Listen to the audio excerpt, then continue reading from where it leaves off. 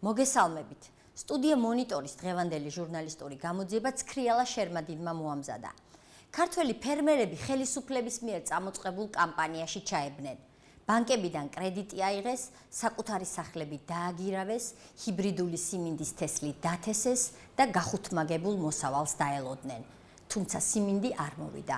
კრედიტები დასაფარი დარჩა და ფერმერების ნაწილმა სახლკარი დაკარგა. დღეს ისინი ხელისუფლებას თხოვენ პასუხს. ხელისუფლება კი ამტკიცებს, რომ პროგრამა წარმატებული იყო და პასუხისმგებლობას თავიდან იცილებს. ჰიბრიდული სიმინდის პროგრამა საქართველოში 2011 წელს დაიწყო. ჰიბრიდული სიმინდის პოპულარიზაციის კამპანია თითქმის ყველა ტელევიზიის ეთერით მიმდინარეობდა. სურთ მოიყვანოთ 5-ჯერ მეტი სიმინდი. დაგვიკავშირდით სოფლის მეურნეობის კორპორაციის ცხელხაზე. სიმინდის თესვაში მონაწილეობა თავად პრეზიდენტმაც მიიღო. ის 2011 წლის აპრილის თვეში აბაშას ეწვია. რაღაც 2 ტონა მოდიოდა, ხო? 2 ტონა. ამით რამდენს მივიდა? საშუალოდ 8 ტონას. ზოგიერთ ადგილას 10 ტონა. ესე იგი 4 მაგდება და 5 მაგდება მოსავალ.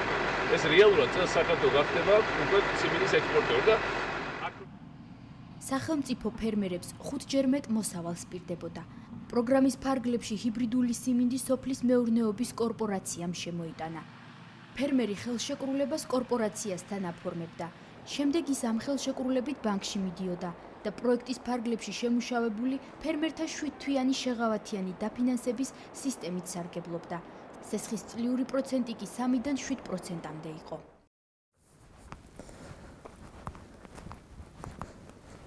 ჰიბრიდული სიმინდის პროგრამაში ჩაერთო კახი ღვინაძე. მან კასპის რაიონის სოფელ ლამისყანაში 21 ჰექტარი მიწა დაამუშავა და ჰიბრიდული სიმინდი დათესა. სიმინდის თესლის შესაძენად მან ეგრეთ წოდებული შეღავათიანი აგროსესხით ისარგებლა. 1 ნოემბერს დავრეგისტრირდი მე ამ სოფლის მეურნეობის ეგრეთ წოდებულ დამღუპელ პროგრამაში. საერთოდ 21 ჰექტარზე უნდა ამიღო ყველაზე მცირე როგორც დანაპირებში იყო, სადღაც 100-120 ტონა. მაგრამ მე საერთოდ ერთი მარცვალით ვერ მოგვიჭი. იმიტომ არ გაიზარდა მცენარე. აბსოლუტურად ყველაფერი ჩავატარე, თუ რა მორწვა უნდა და გერბიციდის შეტანა უნდა და თუ რამე ესაჭირებოდა, სიმინდს ყველაფერი გავაკეთე, მაგრამ ეტყობა სიმინდი იყო ავანტყოფი. არც გვარჯილის შეტანა მოუშველა, არც მორწვა მოუშველა, არაფერი არ უშველა აბსოლუტურად. სიმინდის მოსავლელად სასუქისთვის მან ბანკიდან დამატებით $6,000 სესხი აიღო. მინდოდა ამ საქმიდან გამოსვლა, მაგრამ უკვე 1000 ლარი მქონდა დახარჯული ამ ყველაფერთვის. და ვგრძნობდი რომ ვიფრობოდი ჭაობში, მაგრამ მაინც მივიდიოდი და მივიდიოდი წინ.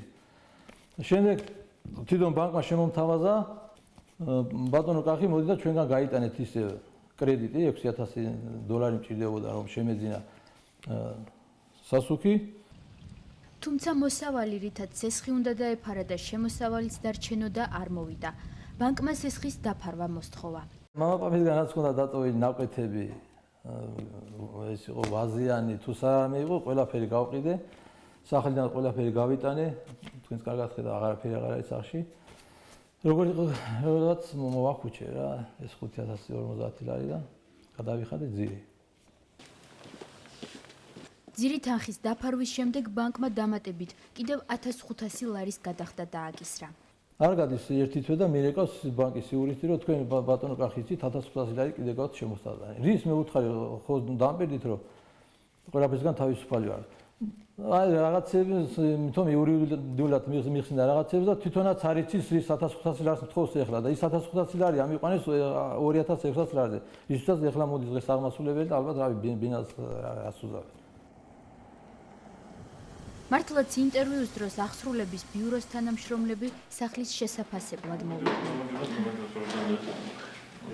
ჩვენთან რო შემოდის საქმე არის ვარდები, შესაბამისად თუ ვადაში არ ეხება ეს დავალიანება, რაც სასამართლომ გადაწყვიტა, თუ იპოთეკაშია ეს სესხი უზრუნველყოფილი არის უძრავი ქონებით, შემდეგ ამ ქონების რეალიზაციით ხდება იმ თანხის დამყარება. Რუსთვლით რომ თქვენი უფლებები ირღვევა. ძალიან მაგრა, კი არ ირღვევა, ძალიან მაგრა. ირღვევა, ჩვენს აყავს ის საზემდგომი თუ კონსტანტას მხრიდან ირღვევა, იქაც არის ზემდგომი და უფლება გაქვთ ამ გასაჩივრთა მოითხოვოთ თქვენი უფლებების აღება. ჩვენ კონსტანტა ბანკის იურისტს ვიტალი შიუკაშვილს დაუკავშირდით, თუმცა მან გითხრა, რომ ეს ინფორმაცია კონფიდენციალურია. სახლის შეფასებიდან 2 თვის შემდეგ 2013 წლის იანვარში აღსრულების ეროვნული ბიუროდან კახი ღვინაძემ წერილი მიიღო, რომ სახლი 2007 ლარად გაიყიდა. ეხლა ჩვენ შევდივართ სახლში, სახლი რომელიც უკვე მე აღარ მეკუთვნის, რომელიც გაყიდა ბანკმა კონსტანტამ სიმინდის პროგრამასთან დაკავშირებით. ერთ სიტყვით ეს სახლი შეიტირა სიმინდმა. სახლის იძულებით აუქციონზე გაყიდვის შემდეგ სიმინდის თესლისთვის გამოტანილი კრედიტის პროცენტი დაიფარა. მეორე სესხი კი, რომელიც კახი ღვინაძემ სასუქისთვის გამოიტანა, კვლავ დასაფარი აქვს. სიმინდის გახმაურებულ სახელმწიფო პროგრამაში რამდენიმე 1000 ფერმერი ჩაერთო. ელიზავეტა ფიოდოროვა ამ პროგრამის ერთ-ერთი მონაწილეა. მან აბაშის რაიონში მიწა იჯარით აიღო. ნიადაგიც გამოიკვლია და აგრონომებთან კონსულტაციით ჰიბრიდული სიმინდი დათესა. აბსოლუტურად ყველაფერი გაუკეთე მცენარეს, რაც იყო საჭირო. აბსოლუტურად ყველა ნივთიერება შევიტანე, რაც იყო შესატანი. აბსოლუტურად ყველაფერი გავაკეთე იმისთვის, რომ იმეღო მაქსიმალური მოსავალი. არის ფართობები, სადაც მცენარე საერთოდ არ აღმოცენდა. მე ჩემ ფართობში ამას ვერ ვიტყვი. იმიტომ მცენარე აღმოცენდა. მცენარე აღმოცენდა საკმაოდ კარგად. იმდენად კარგად, რომ აი ეხარბებოდათ და მოდიოდნენ და ნახულობდნენ, მაგრამ რაღაც დონეზე მცენარემ ზრდა შეაჩერა. ეს არის ქართული. სიმაღლეს გულისხმობ. ჰიბრიდული იყო ამ ხელა. სხვა ფერმერების მსგავსად ელიზავეტამაც პროგრამის ფარგლებში აგროსესხის საქართველოს ბანკიდან ადვილად აიღო. თუმცა სესხი შეღავათიანი პროცენტით არ მისცეს და წლიური 18% უნდა გადაეხადა. რატომ ვერ ისარგებლა ფერმერების ნაწილმა შეღავათიანი სესხით? კორპორაციამ ამ კითხვაზე არ გვიპასუხა. სავალალო შედეგის მიღების შემდეგ სახელმწიფომ ბანკებიდან თავისი თანხები ამოიღო და ბანკების წინაშე აღმოჩნდით ჩვენ. სოფლის მეურნეობის კორპორაციამ ჰიბრიდული სიმინდის თესლი რუმინეთიდან და ამერიკის შეერთებული შტატებიდან შემოიტანა. 2011 წელს საქართველოში ამერიკის შეერთებული შტატებიდან $54,000, ხოლო ყველაზე დიდი რაოდენობა $3 მილიონი თესლი რუმინეთიდან შემოვიდა. სწორედ რუმინული წარმოების ჰიბრიდი მიაწოდა კორპორაციამ ელიზავეტა ფიოდოროვას. ხოლო მას შემდეგ, რაც ფერმერმა ცუდი მოსავალი მიიღო, სიმინდის თესლი გამოსაკვლევად ლაბორატორიაში წაიღო. ჰიბრიდული სიმინდის თესლი ლაბორატორია მულტიტესტში ბიოლოგიის მეცნიერებათა დოქტორმა ნოდარ ენდელაძემ შეამოწმა. მის დასკვნაში ვკითხულობთ, რომ PR35 F38 სიმინდის მარცვალი არ შეესაბამება სტანდარტით გათვალისწინებულ მოთხოვნებს და ამდენად მისი სათესლად გამოყენება დაუშვებელია. აქ არის მთავარი დამნაშავე სიმინდის სათესლე მასალა. უხარისხო შეუმოწმებელი, რომელმაც მიგვიყვანა ამ მდგომარეობა. თუმცა სარეკლამო კამპანიის დროს კორპორაცია ბროშურებს არიგებდა, სადაც ჰიბრიდული სიმინდის უპირატესობები იყო ჩამოთვლილი. მაღალმოსავლიანობა 10-12 ტონა ჰექტარზე, დაავადებებისადმი უკეთესი გამძლეობა, მარცვლის უფრო მაღალი კვებითი ღირებულება და სხვა. თუმცა ჩამოთვლილი საკითხებიდან თითქმის არც ერთს არ ეთანხმება ნოდარ ენდელაძე. რეალური იქნებოდა იმ შემთხვევაში, თუ მე ვნახავდი ჩემი დაკვირვებისა და აღრიცხვის დროს დადებით თვისებების მატარებელს თესლს, სიმინდს, მის ყველა ასე ვთქვათ თვისებას სიმაღლე არ უარდა, ფოთოლები წვრილი აქვს. ტარო არის პატარა ჩვეულებრივი სიმინდისთან შედარებით. მარცვალი არის წვრილი. ზოგიერთი სიმაღლე, ზოგიერთი ნახევრამდე ვერ აღწერდა ჩვენი სიმინდის სიმაღლე. აბაშის ყვითეს შემთხვევაში. აბაშის ყვითელი ჩვენი სიმინდი. იუზა ჩაჩუა სამტრედიის რაიონში, სოფელ გომში ცხოვრობს. მან ჰიბრიდული სიმინდის დათესვა სწორედ იმ უპირატესობების გამო გადაწყვიტა, რომელიც სარეკლამო ბროშურებში იყო მითითებული. უხმოსავლიანია, მთავრობა გამოდიოდა. ჩემო ბატონო, გვეუბნებოდნენ, რომ ასეაო, ასეთიო ჰექტარზეო მინიმუმიო 10 ტონა მოდისო. არ გიზარდა აი სიმინდი, არ იყო მოსავლიანი. და დავჭით ასე. იუზა ჩაჩუამ სათესლე მასალისთვის 3250 ლარის სესხი აიღო. მან მეგობრებთან ერთად სიმინდი 13 ჰექტარზე დათესა. პატრონი კონტროლის გასებს რო უძახოდნენ, იმაზე ზეიდარ გასულა სიმინდი. დამჯდარით ეხავდნენ ქალები სიმინდს, ისე დახოხავდნენ იმაში, ყანაში. ბანკიმა რო შეგვაწუხა ფულის ამეიტანეს ჯარიმების წავაო, აბდექი გაბშვენთ რაც იყო ეს სიმინდი და ჩავაწყვე რაფში, მე მქონდა სამტრედიაში ბაზარზე. დამაჯარიმენ სამტრედიაში აგერ კალონგარის ტრასაზე. ამიწონენ მანქანა და პერეგრუსკა გაკონე 400 ლარი სიმინდი მქონდა და 500 ლარი დამაჯარიმენ. ბატონი იუზა ამბობს, რომ სიმინდს მოვლა არ დააკლო. სასუქით სოფლის მეურნეობის კორპორაციისგან შეიძინა, თუმცა დაპირებული 10 ტონა სიმინდის ნაცვლად ჰექტარზე 1 ტონა მოსავალიც ვერ აიღო. დღეს კი სესხის დაფარვას ვერ ახერხებს. პროცენტების დასაფარად ის სახლიდან სხვადასხვა ნივთებს ყიდის და შესაძლოა სახლის გაყიდვაც მოუწიოს. მოხსენი აგერ სახლზე შილობკა, ალუმინის მქონდა ასე ბოლომდე აკრული და წევიგე და ჩავაბარებ. მეგრევა აგერ სახლი თავს. შევიტანე ბანკში ფული რამე ქნა მაგისთვის ხوار დებჭირავდი თავს. მოვწყულდით, არა რა გინდა რო ხნას. თავზევი და რა არის. სოფელ გომის მკვიდრი მამუკა ონიანი უმუშევარი იყო. მას შემდეგ რაც სახელმწიფო ჰიბრიდული სიმინდის პროგრამის შესახებ შეიტყო, უხმოსავლიანი სიმინდის დათესვა გადაწყვიტა. ჩემი გაიზარდა და იყო ნორმალური რასაც ხედავდი, ნორმალური იყო და ძალიან დიდი იმედი მქონდა ბოლო წუთამდე, რომ მოსავალს ვებულობდი, იმედიანად ვიყავი. ეხლა მაგის დაპირება იყო მინიმალური 12 ტონა და მაქსიმალური 16 ტონა. მე მივიღე მარცვალი, რომელიც კომბაინით ავიღე, მარცვალი მივიღე ტონა 600 ჰექტარზე. მამუკამ სათესლე მასალაში 3600 ლარი გადაიხადა. მოვლაში დამატებით 11000 ლარი დახარჯა. შემოსავალი კი ხარჯებზე ბევრად ნაკლები იყო. საქართველოს ბანკიდან ფერმერის მიერ გამოტანილი სესხი, სადაც ბინა აქვს ჩადებული, დღეს ისევ დასაფარია. ეხლა საერთოდ არ ვიხდი, ვერ არანაირი ფული არ მაქვს გადახდილი 4000 ლარის გარდა. უმუშევარი ადამიანი ვარ და არც არაფრის იმედი არ მაქვს. რაღაცა უნდა მოხდეს, რაღაცა უნდა გაგვიწიონ თანაგრძნობა სახელმწიფო. ან თქვათ, ან გადავადებით ისეთი რამოდენიმე წლიანი იყოს და რაღაცა აი ნელ-ნელა შეიტანო ფული და ისე.